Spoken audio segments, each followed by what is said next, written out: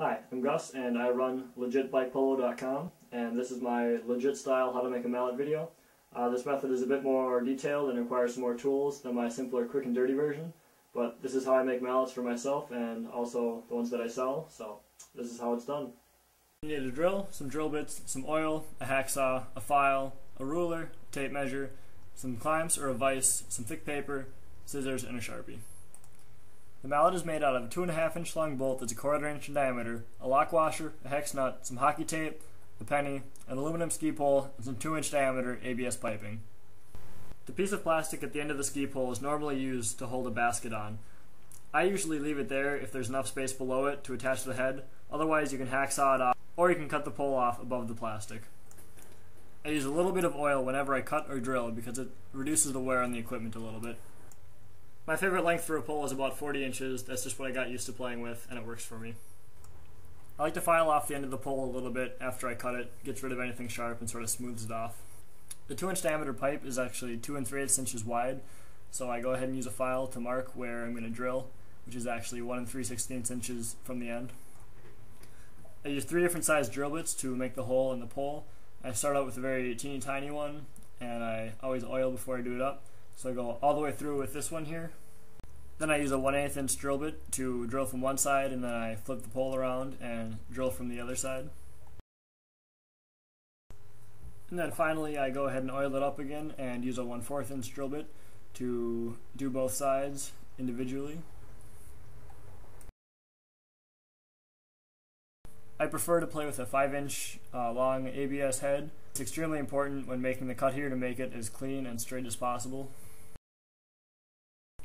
And after I make the cut, I go ahead and smooth it off with the file.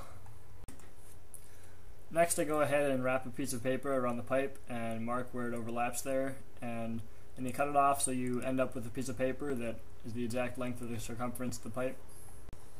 Next I go ahead and fold the piece of paper in half, and then I fold the ends into the halfway point. This gives you a piece of paper with 3 creases on it that when wrapped around the pipe will give you 4 points to mark. And I do this because I have 4 holes in the ABS when I'm done, so the shaft goes from top to bottom and the bolt goes all the way through.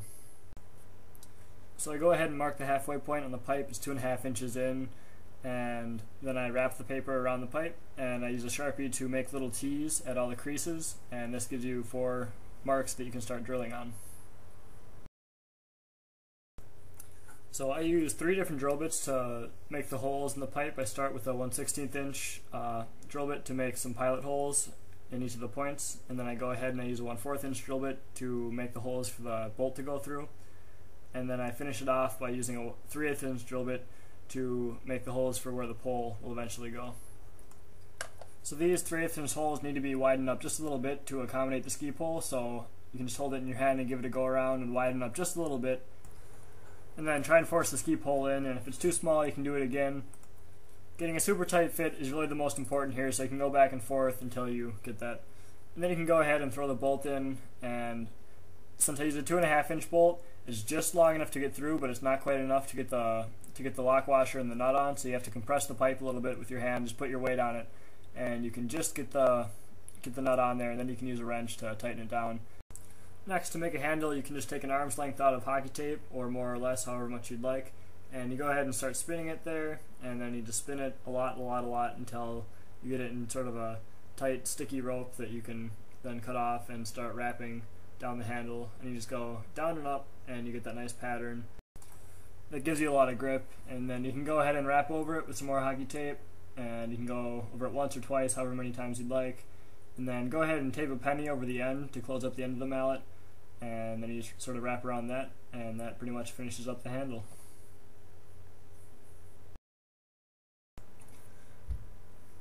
And that's all there is to it. The whole mallet's done, unless you want to go ahead and decorate the shaft or make it unique in some way. That's actually part of the fun of the whole thing.